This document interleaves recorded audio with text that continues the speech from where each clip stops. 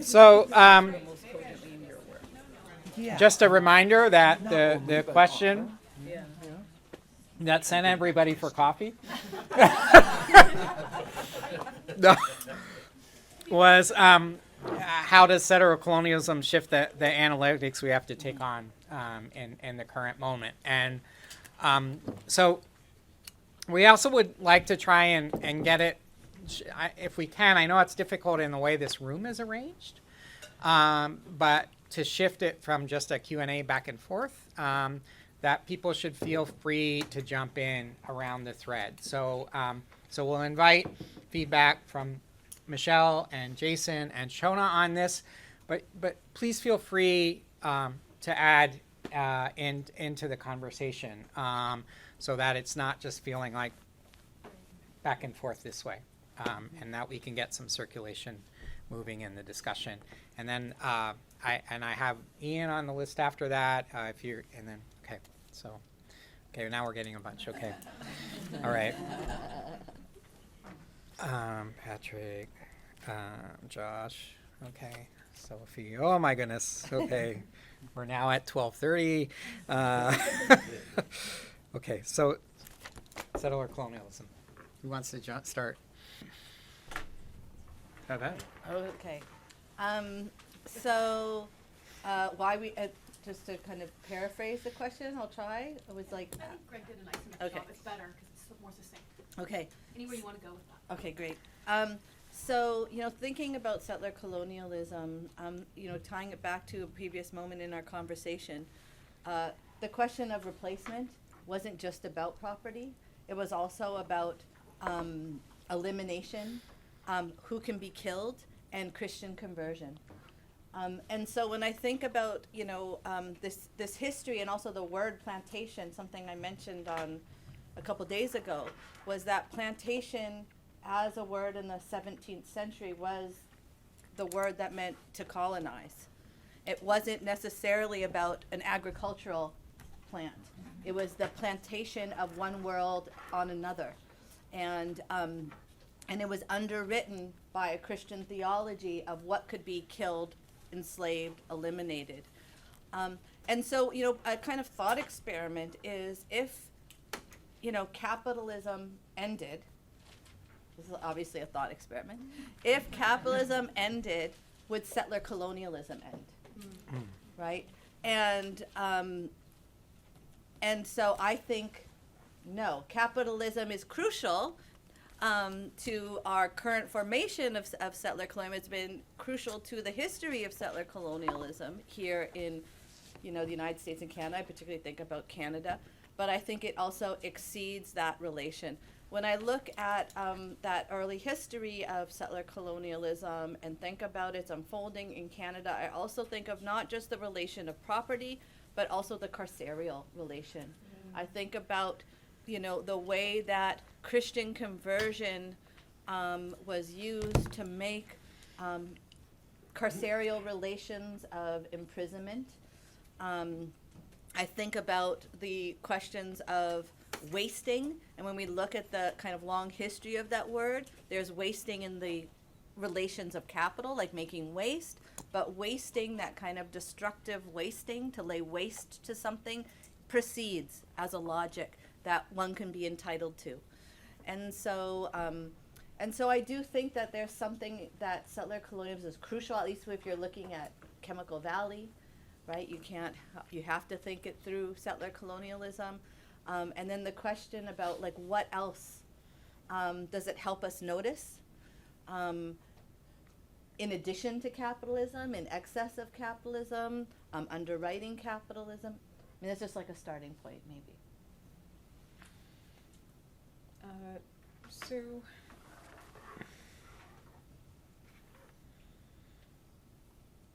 if you look at sort of that opposition between labor and work, it's something that also feeds into this larger disarticulation of Black and Indigenous peoples, Black and Indigenous bodies and histories, and that has to do with genocide and slavery, right? Or extinction versus death with a capital D, and I'm referring here to Saidiya Hartman's work. And so what I think happens when we talk about the plantation is we don't necessarily emphasize the work it does for settler colonialism. And so settler colonialism, at least for me, as a kind of framework, needs to actually be brought into these kinds of discussions. Wendy Warren sort of touches on this a little bit in her I think latest book, where she talks, how do we think about the work of slaves, of enslaved bodies as sort of incidentally necessarily contributing to settler colonialism. And so I think that, when we talk about the plantation, when we try to think about this sort of epoch as a Plantationocene, we have to do it in such a way that it actually tries to sort of suture the gap between genocide and slavery, again, between extinction and death. Or else we sort of are going to miss a lot of what is actually happening. However, there is a pause for me, and the pause is, again, time. The way that if you use settler colonialism as an analytic and as sort of the only analytic, then it's thinking about history from one point in time, and lots of things sort of get left out of that, sort of both horizontally and vertically. And so while I think it's important, again, to sort of have a conversation about the plantation, or that conversations about the plantation should not be had without a consideration of settler colonialism, I think we also have to recognize the limit of both of those things with regard to time and how time organizes people's bodies and histories. I think I would foreground, Monique, in response to your excellent question, that I think we have two different philosophies of history and two different ways of storytelling. One is one that begins with the fragments and then sees them crashing into each other like billiard balls. That's the model of, settler colonialism has a life of its own that's sort of ontologically distinct from historical capitalism. But I think I want to bring it back to concrete, so actual historical problems. So you're absolutely right. We get plantations and the word itself out of the same set of processes that are linked to both the enclosure movement and the high tide of agrarian resistance in England, signified by Kett's Rebellion and the defeat of Kett's Rebellion in 1549, the Coal Revolution, the rapid agricultural transformation within England, and then, of course, centrally, the invasion of Ireland in 1541, the assertion of Henry VIII's assertion of intensified royal control, and the progress of English plantations, as Michelle was pointing out, settler processes, which give us both the geocultural construct of civility and savagery. The term beyond the pale refers to the actual colonial line beyond which were the savage and wild Irish, the language of the times.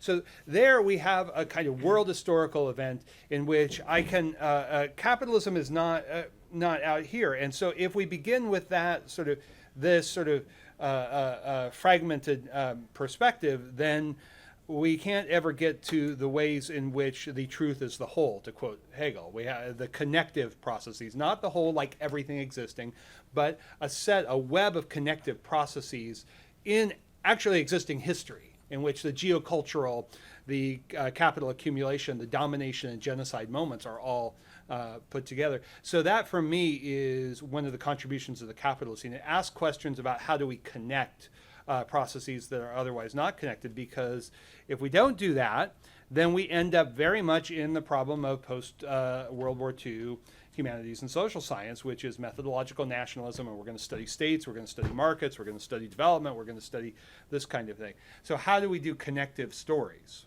That, for me, is the gist of it. So capitalism wouldn't be an ideal type. So anything on the settler colonialism? Yeah, okay, yeah, okay, great. Okay, thanks, Ian. Actually, I have one question. Oh, sorry. My name's Ian Baird. I'm in the geography department. I'm going to, I have a question for Jason and for Michelle. So for Jason, just following up on that last point about the connectivity, right? Which I understand that the value of that, larger scale kind of historical treatment in order to do that. But isn't there a huge danger, as I think Michelle has pointed out a number of times, of, you know, taking it to that broader scale, and then a lot of the more marginal groups become kind of invisible, you know, through a kind of larger scale kind of treatment of history that does give you that connectivity that you're looking for, but maybe losing something else at the same time. And I'm just wondering how you might methodologically deal with something like that. And then for Michelle, you know, you're obviously very interested in, you know, settler colonialism and Indigenous peoples and that relationship. So I also come from Canada, and I'm wondering how you would integrate other forms of injustice. I'm thinking about, for example, let's say Japanese internment during the Second World War, and the fact that after the Second World War, Canada would not allow them to go to the coast until '49. So most of them came to Toronto, which happens to be the place that you're looking at, right? So there's other forms of you know, racist processes that are not, you know, that don't really line up with the settler colonialism, you know, Indigenous angle, and how do you situate those within your larger project? Well, I just told a story of one of the most marginalized people, the Irish, who were subject to 2 great waves of genocide by the English. So I would say quite the contrary. We need big stories that understand the relations of domination and contestation and resistance on the one hand with histories of capital accumulation. That's about even more marginalized group than the that's Irish, absolutely you know? so. Well, okay. I mean, the Irish are not. I mean, I'm talking about, you know, like Indigenous groups, smaller groups. Yes. Groups that none of us in this room have ever heard of. Yeah, that's hugely you know? important. Yeah. But let's turn it inside out. I mean, this is the great weakness of human geography as it enters into the era of planetary crisis. I'm a fellow geographer. I love what geographers do. I love all the rich ethnographic detail of fairly limited geographical places over short or long periods of time, and it's insufficient. It's part of what we need. It is indispensable. It is crucial. It is relevant.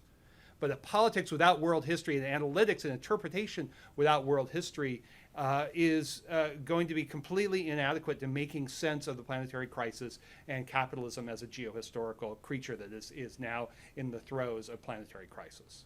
So we need both. We need both and we need to get over this old fear of bigness and myth of bigness, that if it's big, that's somehow abstract and theoretical. No, capitalism is a place unto itself. It's not a scale question. It's not a scale question. It's a place question. We need stories with layers within layers. And so in my own work, I oscillate between very sort of richly detailed regional histories that are deeply world historical. You cannot make sense of Potosi and colonial Peru without understanding the great webs of connections that go across the planet. You cannot make sense of that. And so I don't think any geographer would argue about that. That is a world historical project that has to be part of especially geography, because we have so much to contribute and we cannot just theorize the global. Somehow it's okay to theorize the global, but not to historicize it, not to treat capitalism itself and its myth of the globe, which is a God trick of capital itself. We have to expose that and show that capitalism is a place with its own distinctive historical geography, modes of culture, of governance, of political economy. And that without that, we are left with an irreducibly aspatial and ungeographical way of reckoning what you would call the more particular. And we need to get out of that binary of the particular and the general, which is an old positivist trick.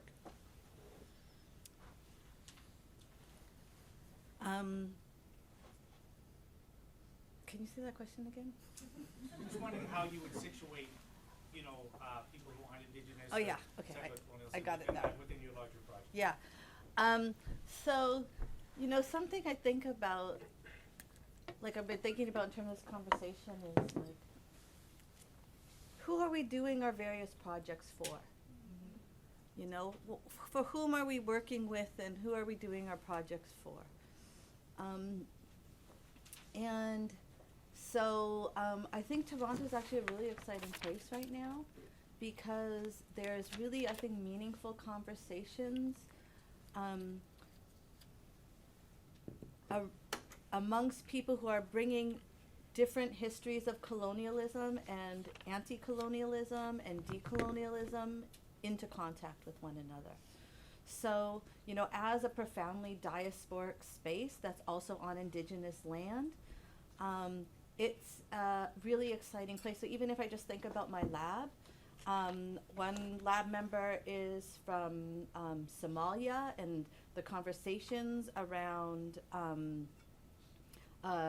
colonialism, blackness, diaspora, and then science and technology are very much inflected by Toronto as a site of the Caribbean diaspora and the Somali diaspora, which are two different, diasporas, and bring in really different ways of wrestling with colonialism.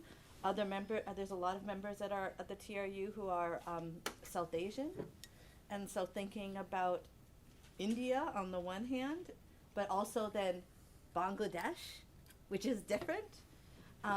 And so that to me has been really exciting. There isn't just like one decolonial or one anti-colonial. And so like the kind of excitement of having conversations and learning across these different itineraries of the anti-colonial. And if I could imagine a fantasy remaking of science and technology studies, which is like my field, I mentioned like starting with Phenom, but whereas if we like had a kind of, let's remake the handbook, and we bring in all these different itineraries of, decolonial and anti-colonial and anti-racist, and so on, starting points for critically apprehending science and technology that communities and peoples have been doing for as long as there's been science and technology, and that becomes our handbook. Like, that would be so amazing. Like, that's my fantasy. So, and in that interaction, I think the other thing I would just mark is that the dream there isn't that those things are going to come together and like fit like a puzzle and make like a wonderful like methodology, but that there's profound incommensurabilities across different anti-colonial projects and different social justice projects, and figuring that out and naming it and sitting with it is also like really important. And then, just to kind of say one more thing that I don't want to take up too much space is that I think maybe, in terms of my own thinking about the project we're doing at our lab, and thinking about Chemical Valley, thinking about the plantation, and then thinking about time and history, I tend not to think about like a planetary crisis on the horizon. I really think about long and multiple itineraries of world breaking that have been ongoing. And so that's like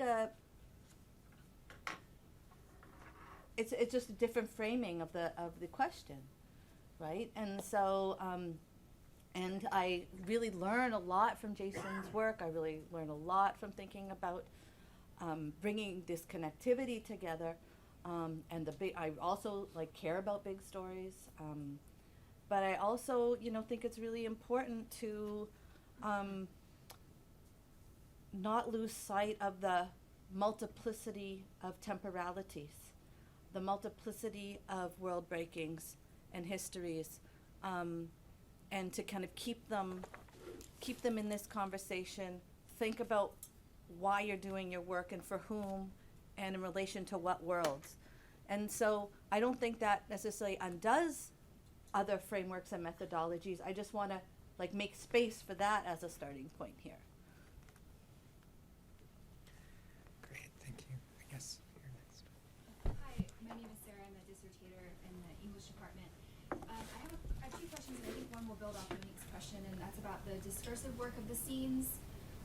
And I'm wondering about the way that it seems like the scenes are replacing an older academic discourse of modernity, and the questions of multiple, singular, conscripted, converted modernities, and whose labor counts or whose labor doesn't count as modern.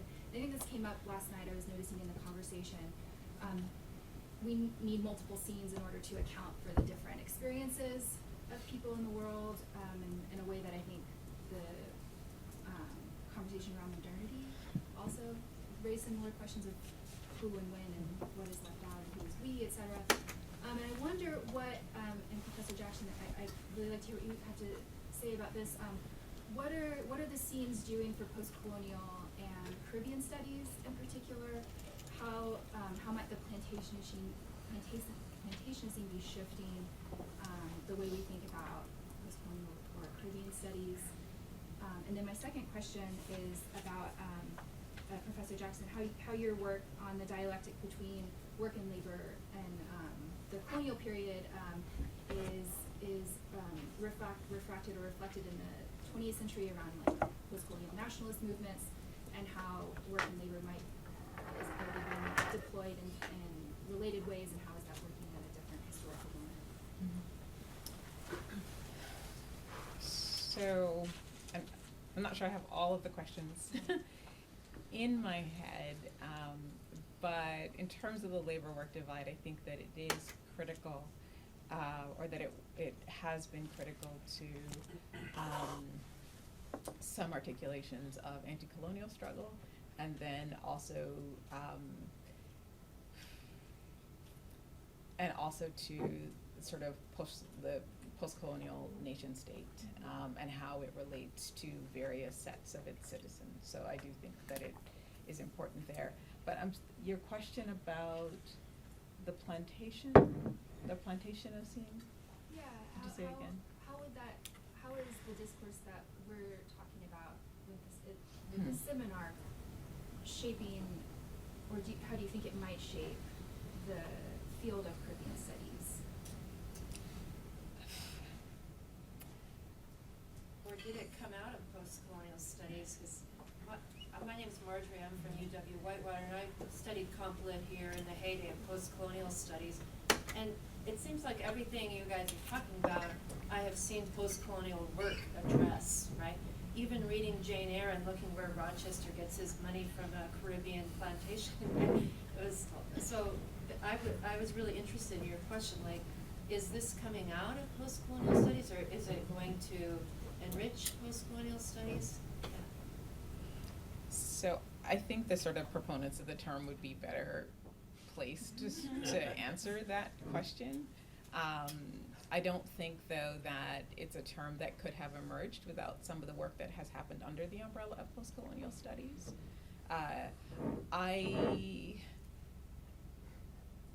And I'm thinking with what Michelle just said, I'm not necessarily sure what communities of scholars are actually employing the term and to what end. So I don't quite know how, I'm not sure, yeah. Well, I think, I'm gonna. Yeah. I think that that's why the project is called interrogating the plantations. I don't think this is not a term that we came up with, right? Like, it is basically thinking about these questions precisely. What are the limits? What are the boundaries of trying to think in these large scales? And all these methodological and empirical issues that we have been discussing here is at the center of our exploration, right? And that's kind of more largely. Personally, I think that the issues that we see with some of the, including post-colonial studies, some of the frameworks that we have tried to analyze is those relationalities, right, that we have been talking about in terms of both capitalism, the colonial states, etc., is that they, in their aims to subsume, right, so much, there is all these things that keep pushing and escaping the images, right?